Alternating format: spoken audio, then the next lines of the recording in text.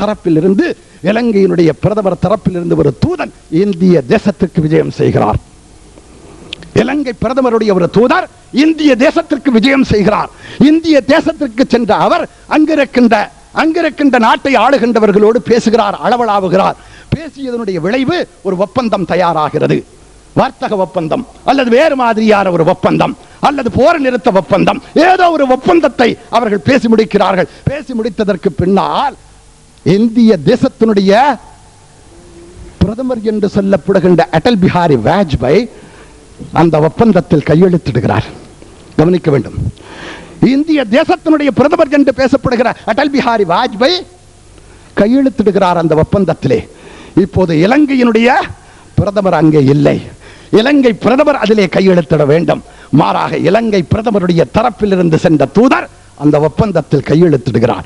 வாஜ்பாய் சொல்கிறார், அந்த நாட்டினுடைய பிரதமர் சொல்கிறார், இந்திய தேசத்தை ஆளுகின்ற பிரதமர் சொல்கிறார், தூதனை பார்த்து சொல்கிறார், உன் பிரதமருடைய கையெழுத்துக்குரிய சமமான நிலைதான் தூதனாகிய உன் கையெழுத்து என்று சொல்கிறார். இதைத்தான் அல்லாஹ் என் ஹலீஃபா என்று மனிதனை சொல்லி காட்டுகிறார். ஹலீஃபாவுடைய அந்தஸ்து அது என்று சொன்னால் இந்த மனிதனை செத்து போகிறவன் என்று முடிவெடுக்கிறார்கள் நம்மவர்கள். இந்த மனிதனை இல்லாமல் போய்விடுகிறவன் என்று முடிவெடுக்கிறார்கள் நம்மவர்கள். இந்த மனிதன் மண்ணோடு மண்ணாக காலத்தால் மக்கி இல்லாமல் அழிந்து ஒன்றுமில்லாமல் போய்விடுகிறவன் என்று முடிவெடுக்கிறார்கள் நம்மவர்கள். ஆனால் கண்ணியம் மிக்கவர்களே, மனிதன் இழந்து போய்கிறவன் அல்ல, மனிதன் இல்லாமல் போய்விடுகிறவன் அல்ல, மனிதனை காலம் அழித்துவிடும் என்பதல்ல, மாறாக மனிதன் காலத்தையே அழிக்கின்ற ஆற்றலை தனக்குள்ளே வைத்துக் கொண்டிருக்கிறவன் என்பதை நீங்கள் புரிந்து கொள்ளுங்கள் என்று சொன்னால், கண்ணியம் மிக்கவர்களே, இந்த சமூகம், நான் இப்போது என்னுடைய அசல் தலைப்புக்கு வந்து சேருகிறேன். ஒரே ஒரு விஷயத்தை புரிய வைப்பதற்குத்தான் நான் எத்தனை நேரமும் பிரச்சனைகளை கொண்டு வந்து கொண்டிருக்கிறேன். இப்போது நீங்கள் விளங்க வேண்டும், மனிதன் அழிந்து போய்விடுகிறவன் அல்ல என்று சொன்னால் அழிய மாட்டான் என்பதை அல்லாஹ் சொல்லுகிறான். அழிய மாட்டான் என்பதை அல்லாஹ் சொல்லி காட்டுகிறான். லா தகூலு ஃபீ ஸபீலில்லாஹி அம்வாத், இறைவனுடைய பாதையிலே வெட்டப்பட்டவர்களை நீங்கள் இறந்தவர்கள் என்று சொல்லாதீர்கள். காதி வஹீது ஜமானை போன்றவர்கள் சொல்கிறார்கள், அவர்களுடைய உடல் குளிப்பாட்டப்பட்டிருக்கிறது, அந்த உடலின் மீது கஃன் துணி அணிவிக்கப்பட்டிருக்கிறது, அந்த உடலை எடுத்து சென்று மண்ணை தோண்டி மண்ணிலே புதைத்திருக்கிறார்கள். இத்தனைக்கு பிறகு அவர்கள் இறக்கவில்லை என்று நீ எப்படி சொல்கிறாய்? இதை நான் சொல்லவில்லை, உன்னையும் என்னையும் படைத்தவன் சொல்கிறான். உன்னையும் என்னையும் படைத்தவன் சொல்கிறான். உன் அறிவுக்கு விளங்கவில்லை, உன் அறிவுக்கு எட்டவில்லை, உன்னால் புரிந்து கொள்ள முடியவில்லை. இது உனக்கு புரிய வேண்டும் என்ற அவசியமும் இல்லை. இது உனக்கு புரிய வேண்டும் என்ற அவசியமும் இல்லை. ஏன் தெரியுமா? திருமறையினுடைய முதல் வாக்கியத்திலேயே அல்லாஹ் தஆலா திருமறையினுடைய முதல் வாக்கியத்திலேயே அல்லாஹ் தஆலா இந்த வேதத்தை பற்றிய ஒரு கண்டிஷனை, ஒரு ஷரத்தை அவன் கொண்டு வந்து விட்டான். என்ன ஷரத்து தெரியுமா? ذَلِكَ الْكِتَابُ لَا رَيْبَ فِيهِ. இது வேதம் மட்டுமல்ல, இது சந்தேகத்திற்குரிய விஷயமும் கிடையாது.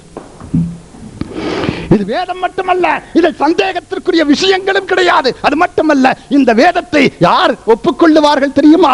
யுமினூன பில் கைபி என்று சொன்னான். மறைவானவற்றின் மீது நம்பிக்கை உள்ளவர்கள் மட்டும்தான் இந்த வேதத்தை கொண்டு பயனடைவார்கள் என்றும் அல்லாஹ் சொல்லித் தருகிறான் என்று சொன்னால், நீங்களும் நானும் இப்போது நம்ப வேண்டும். நீங்களும் நானும் இப்போது நம்ப வேண்டும். அவ்வளவுதான் நம்முடைய பிரச்சனை, அவ்வளவுதாங்க நம்முடைய பிரச்சனை. நம்ப வேண்டும், முடிஞ்சு போச்சு. வேறு பேச்சே கிடையாதுங்க. ஆர்குமெண்ட் பண்ண முடியாது. தன் கருத்தை வெளிப்படுத்துவதற்குரிய அதிகாரம் இவனுக்கு வழங்கப்பட்டிருக்க, அதுவும் கிடையாது. உன் சிந்தனையை உன்னோடு வைத்துக்கொள், உன் எண்ணத்தை உனக்குள்ளேயே வைத்துக்கொள். இங்கே நீ ஒப்புக்கொள்ளுகிறவன், இங்கே நீ தலை குனிகின்றவன், இங்கே உன் இறைவனை நீ ஒப்புக்கொண்டதற்கு உரிய அடையாளத்தை வெளிப்படுத்தி காட்டுகிறவன். அது மட்டும் தானே செய்ய வேண்டும் என்று சொன்னால், அல்லாஹ் சொல்கிறான், இறைவனுடைய பாதையிலே வெட்டப்பட்டவர்கள், அவர்களை நீங்கள் இறந்தவர்கள் என்று சொல்லாதீர்கள். இப்போது இறந்து போகின்றார்கள் என்று மறுக்கிறவர்கள் சொல்கிறார்கள், நீங்கள் சொல்லுவது வாஸ்தவம் தான். இறைவனுடைய பாதையில் வெட்டப்பட்டார்களே, அவர்கள் இறந்து போகவில்லை என்பதை நாங்கள் நம்புகிறோம். அவர்கள் இறந்து போகவில்லை என்பதை நாங்கள் நம்புகிறோம். அதே நேரம் நீங்கள் உங்களுடைய தலை மீது வைத்து கொண்டாடுகின்றீர்களே, வலிமார்கள் என்று சொல்லி, அவர்கள் இறந்து போகவில்லை என்று நீங்கள் எப்படி சொல்கிறீர்கள்? இறைவன் சொல்கிறானா? வேதம் பேசுகிறதா? வேதத்தை நமக்கு தந்த அந்த வேதத்தினுடைய ரசூலான முஹம்மது ஸல்லல்லாஹு அலைஹி வஸல்லம் அவர்கள் சொல்கிறார்களா? எப்படி நாங்கள் நம்புவது? எப்படி நாங்கள் ஏற்றுக்கொள்வது? இங்கே சந்தேகம் மறுபடியும் தலை தூக்குகின்றது. இங்கே சந்தேகம் மறுபடியும் தலை தூக்குகின்றது. திரும்ப வருகிறோம். மீண்டும் நான் அந்த குர்ஆனுக்குள்ளே வருகிறேன். அல்லாஹ் ஜல்ல ஷானுஹு வ தஆலா மனிதன் இறந்து போக மாட்டான் என்பதற்குரிய மிகப்பெரிய ஆதாரத்தை குர்ஆனை கொண்டு வருகிறான். என்ன சொல்கிறான்? அவ் கல்லதி மர்ர அலா கரியத்தின் வஹிய காவியத்துன் அலா உரூஷிஹா قال அன்னா யுதி ஹாதிஹி அல்லாஹ் பஅத மௌத்திஹா ஃபஅமாதஹு அல்லாஹ் 100 ஆமின் ثم بعث. உஸைர் என்று சொல்லப்படுகிற ஒரு நபி, உஸைர் என்று சொல்லப்படுகிற ஒரு நபி, அவர் அல்லாஹ்விடத்தில் கேட்கிறார், இறைவா நீ எப்படி ஹயாத்தாக்குகிறாய், நீ எப்படி மரணிக்க செய்கிறாய்? உஸைரை அல்லாஹ் பயணம் செய்ய சொல்கிறான். பயணம் செய்கிறார். பயணம் செய்தவர் களைப்பின் மேலித்தின் காரணமாக ஒரு குகைக்குள்ளே சென்று தங்குகிறார். அவர் ஏறி வளர்ந்த கோவியரி கழுதையை குகை வாசலில் கட்டுகிறார். அவர் அருந்துவதற்காக, அவர் பசியாறுவதற்காக வைத்திருந்த திராட்சையினுடைய பழத்தின் சாறை கொண்டிருந்த குடுவையை தன் பக்கத்தில் வைக்கிறார். உஸைர் படுத்து உறங்குகிறார். உஸைர் படுத்து உறங்குகிறார். எத்தனை நாள் படுத்து உறங்குகிறார்? எவ்வளவு நாள் படுத்து உறங்குகிறார்? இங்கே அல்லாஹ் சொல்லி காட்டுகிறான். இங்கே அல்லாஹ் சொல்லி காட்டுகிறான் என்று சொல்லி காட்டுகிறான். அவர் 100 வருடம் தூங்கினார் என்று சொல்ல இல்லை. அவர் 100 வருடம் தூங்கினார் என்று சொல்லி இருந்தால் இந்த இடத்தினுடைய வார்த்தையை வேறு மாதிரியாக போய்விட்டிருக்கும். ஆனால் அல்லாஹ் அவர் தூங்கினார் என்று சொல்ல இல்லை. தூங்குறதுன்னு நவம்னு சொல்லுவாங்க. ஆனால் இங்க அல்லாஹ் என்ன சொல்றான்?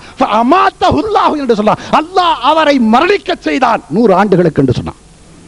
அல்லாஹ் அவரை மரணிக்க செய்தான் 100 ஆண்டுகளுக்கு. ஆனால் அப்படியும் கூட, மரணித்த பிறகும் கூட, இறந்த பின்னரும் கூட அவருடைய சரீரம் குலையவில்லை.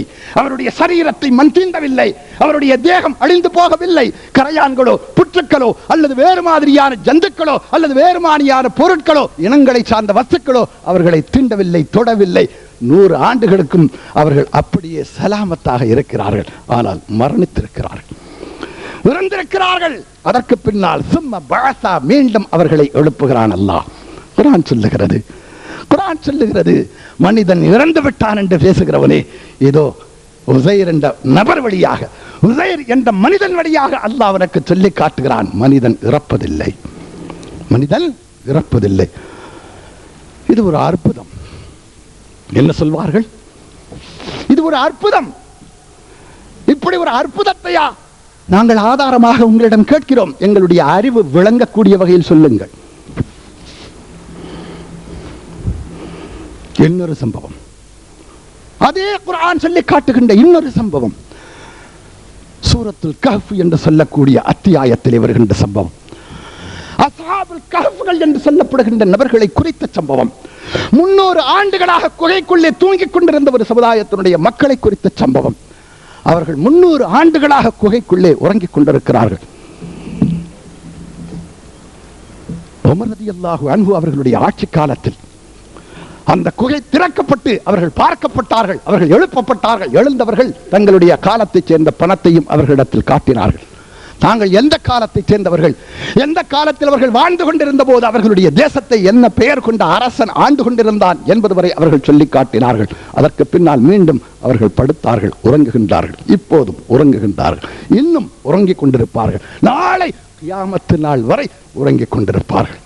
குர்ஆன் சொல்லி காட்டுகின்ற வார்த்தை, குர்ஆன் சொல்லி காட்டுகின்ற வார்த்தை, மனிதன் இறந்து விட்டான், மனிதன் அழிந்து போனான் இல்லை. அல்லாஹ் தஆலா அத்தாட்சியை முன்னிறுத்தி காட்டுகிறான். மனித சரீரத்தை மண் தின்னுமே.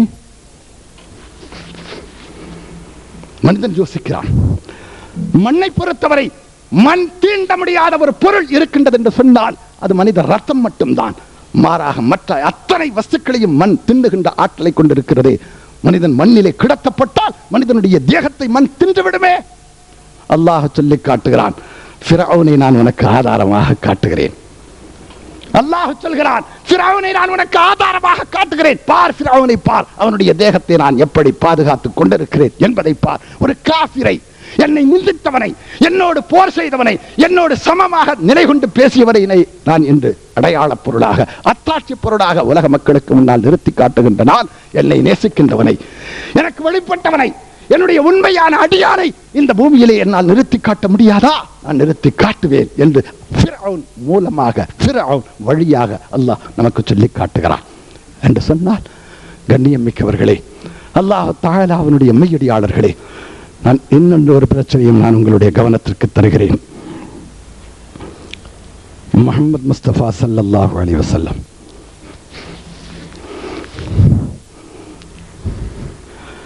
சய்யிதுனா அலி இப்னு அபீ தாலிப் ரலியல்லாஹு அன்ஹு அவர்களை அழைத்து சொன்னார்கள், அலியே, பூமியினுடைய தரைமட்டத்திற்கு மேல் உயர்த்தப்பட்டிருக்கின்ற எத்தனை மண்ணறைகள் கபர்கள் இருந்தாலும் அவைகளை சமத்தரையாக ஆக்கிவிடு, மண்ணோடு மண்ணாக அதை சமப்படுத்திவிடு, எந்த கபரையும் விட்டு வைக்காதே, அவைகளை இடித்து தள்ளு.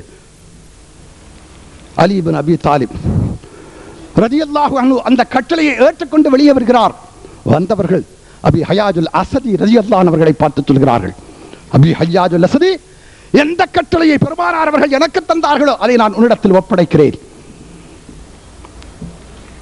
இதுதான் என்று மண்ணுக்குள்ளே இருக்கின்றவர்கள் செத்து போய்விட்டார்கள் என்று வாதிக்கின்றவர்களுடைய வாதத்தினுடைய தரப்பிலிருந்து எடுத்துக்காட்டப்படுகிற ஆதாரம்.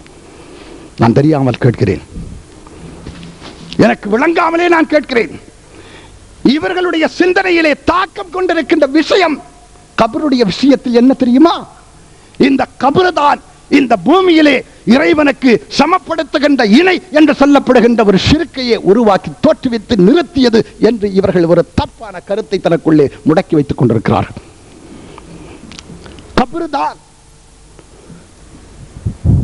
கபருதான் இறைவனுக்கு சமமாக்கப்படுகின்ற ஒரு பொருளாக, இறைவனோடு இணைத்து பார்க்கப்படுகின்ற ஒரு பொருளாக நிறுத்தப்படுவதற்குரிய சாதனம், காரண பொருள் என்று கொள்ளப்பட்டால், கண்ணியம் மிக்கவர்களே, அல்லாஹ்வுடைய மெய்யடியாளர்களே, ஏன் முஹம்மது ஸல்லல்லாஹு அலைஹி வஸல்லம் அவர்கள் தன் காலத்தில் இறந்தவர்களை கபரிலே வைத்தார்கள்?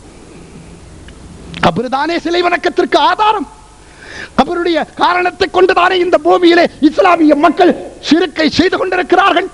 கபர் ஒன்று இருக்கின்ற காரணத்தினால் தானே அந்த கபர் வாசிகளிடத்திலே சென்றவர்கள் தங்களுடைய தேவைகளை முறையிடுகிறார்கள். பெருமானார் ஸல்லல்லாஹு அலைஹி வஸல்லம் அவர்களுக்கு தெரியாத ஒன்றை இவர்கள் தெரிந்து வைத்திருக்கிறார்கள். நபி அவர்களுக்கு தெரியாத ஒன்றை இவர்கள் தெரிந்து வைத்துக் கொண்டிருக்கிறார்கள். அதனால் தான் பெருமானார் ஸல்லல்லாஹு அலைஹி வஸல்லம் அவர்கள் சொல்லாத ஒன்றை என்று இஸ்லாமிய மக்கள் மத்தியிலே இவர்கள் பிரச்சார ரீதியிலே சொல்லிக் கொண்டிருக்கிறார்கள். கபர் தான் காரணம். இந்த கபர் தான் சிலை வணக்கத்திற்கு காரணம். இதே விவாதத்தினுடைய அரங்கிலே பேசுகின்ற போது பேசிய மௌலவி அப்துல் பதூத் அவர்கள் சொன்னார்கள், இந்த இலங்கை நாட்டினுடைய ஆதிக்கம், இந்த இலங்கை தேசத்தினுடைய ஆட்சி மட்டும் எங்களுடைய கரத்திலே இருந்தால் இலங்கையில் இருக்கின்ற அத்தனை தர்காக்களையும் நாங்கள் இடித்து போடுவோம் என்று சொன்னார். கவனத்தில் கொள்ள வேண்டிய ஒரு விஷயம், இது உங்களுடைய அறியாமை. நான் திரும்ப சொல்கிறேன், உங்களுடைய அறியாமையினுடைய விபரீதத்தை நீங்கள் விலை கொடுத்து வாங்குகிறீர்கள் என்று நான் உங்களை எச்சரிக்கிறேன். ஏன் தெரியுமா? கண்ணியம் மிக்கவர்களே, கபறுகள் மட்டும்தான், கபறுகள் தான், மண்ணறைகள் தான் இந்த பூமியிலே இறைவனுக்கு போட்டி பொருளாக நிறுத்தப்பட்டவை என்பது உங்களுடைய கற்பனைக்குள்ளிருந்து வெளிக்கொண்டு வரப்பட்ட விஷயமே தவிர இது யதார்த்தம் அல்ல, உண்மை அல்ல, சத்தியம் அல்ல என்பதை நீங்கள் விளங்கிக் கொள்ள வேண்டும். தயவு செய்து நான் உங்களை விமர்சிக்கிறேன் என்று நீங்கள் நினைக்காமல், உங்களுடைய எண்ணத்திலே நீங்கள் கொண்டிருக்கின்ற தவறான எண்ணத்தை நான் திருத்த முற்படுகிறேன் என்று நீங்கள் கொள்ளுங்கள். நான் சொல்வது, நான் குறிப்பிடுகின்ற கருத்து தவறு என்று நீங்கள் மனதில் பட்டால் எங்களை நீங்கள் திருத்துங்கள். ஆனால் சத்தியத்தை என்றைக்குமே நீங்கள் உதராதீர்கள். சத்தியத்தின் பக்கம் உங்களுடைய முதுகை நீங்கள் திருப்பாதீர்கள். ஏற்கின்ற மனப்பான்மை உள்ளவர்களாக உங்களை நீங்கள் மாற்றிக்கொள்ளுங்கள் என்று உங்களை நான் பணிவோடு கேட்கிறேன். முஹம்மது ஸல்லல்லாஹு அலைஹி வஸல்லம் அவர்கள் இந்த பூமியிலே இறந்து விடுகின்ற ஒரு மனிதனுடைய மன்னரைத்தான் இறைவனுக்கு போட்டியான பொருளாக நிறுத்தப்படும் என்று பெருமானார் அவர்கள் உணர்ந்திருந்தால், தெரிந்திருந்தால், பெருமானார் அவர்கள் இறந்தவர்களை மண்ணுக்குள் எப்படி புதைப்பார்கள்? புதைத்திருக்கவே மாட்டார்களே. ஏன்? ஒவ்வொரு தோழரும், நான் திரும்ப சொல்கிறேன், ஒவ்வொரு தோழரும் இந்த பூமியிலே விலை கொடுத்து வாங்க முடியாத மாணிக்கங்கள் அவைகள். ஒவ்வொரு தோழருக்குள்ளும் இந்த உலகத்தையே ஆட்டி அசைத்து பார்க்கின்ற வல்லமையும் சக்தியும் ஆற்றலும் குடிகொண்டிருந்தது என்பதை முஹம்மது ஸல்லல்லாஹு அலைஹி வஸல்லம் தெரிந்திருந்தார்கள் என்று சொன்னால், அந்த தோழர்களை பெருமானார் அவர்கள் தன் கரத்தால், தன்னுடைய கரத்தால் அந்த தோழர்களை மண்ணுக்குள் வைத்து புதைத்த போது பெருமானார் ஸல்லல்லாஹு அலைஹி வஸல்லம் அவர்கள் காலப்போக்கிலே இதோ இங்கே மண்ணிலே புதைக்கப்படுகின்ற இந்த என் தோழர்கள் இறைவனுடைய போட்டி பொருளாகி விடுவார்களே என்று முஹம்மது ஸல்லல்லாஹு அலைஹி வஸல்லம் அவர்கள் சொல்லவில்லை, நினைக்கவும் இல்லை, கருதவும் இல்லை. ஆனால் இவர்கள் தன்னுடைய கற்பனையினுடைய குதிரையில் விவேகமாக போய்க் கொண்டிருக்கிறார்கள். இவர்கள் தங்களுடைய கற்பனை குதிரையில் வெகு வேகமாக போய் கொண்டிருக்கிறார்கள். முஹம்மது முஸ்தபா ஸல்லல்லாஹு அலைஹி வஸல்லம் அவர்களுடைய சொல்லுக்கு அவர்களிடத்தில் மதிப்பில்லை. பெருமானார் அவர்களில் பற்றிய கண்ணியம் அவர்களுடைய சிந்தனைக்குள் அறவே கிடையாது. நபிகள் நாயகம் ஸல்லல்லாஹு அலைஹி வஸல்லம், உங்களுக்கு தெரியுமா, இவர்களுடைய போக்கு இன்று புதிய ஒரு போக்கு அல்ல. இவர்கள் புதுமையான போக்கை இன்று கையாளுகிறார்கள் என்று நீங்கள் நினைக்காதீர்கள். அன்று ஹாரிஜியாக்கள் என்றிருந்தார்களே, அந்த ஹாரிஜியாக்களே முஹம்மது முஸ்தபா ஸல்லல்லாஹு அலைஹி வஸல்லம் அவர்களுடைய தோழர்களுக்கு எதிராக நேருக்கு நேர் நின்று மார்பை காட்டியவர்கள். அவர்களுடைய வாரிசுகள் தான், அவர்களுடைய வம்சத்தை சார்ந்தவர்கள் தான் இப்போது நெஞ்சை காட்டுவதற்கு நமக்கு முன்னால் வந்து கொண்டிருக்கிறார்கள் என்பதை நீங்கள் வணங்க வேண்டும் என்று சொன்னால், கண்ணியம் மிக்கவர்களே, தன் குடும்பத்தைச் சேர்ந்த சையதுனா உஸ்மான் இப்னு மலூன் ரலியல்லாஹு அன்ஹு அவர்கள் இறந்துபட்ட போது, இந்த உலகத்தை விட்டு மறைந்த போது, பெருமானார் ஸல்லல்லாஹு அலைஹி வஸல்லம் அவர்கள்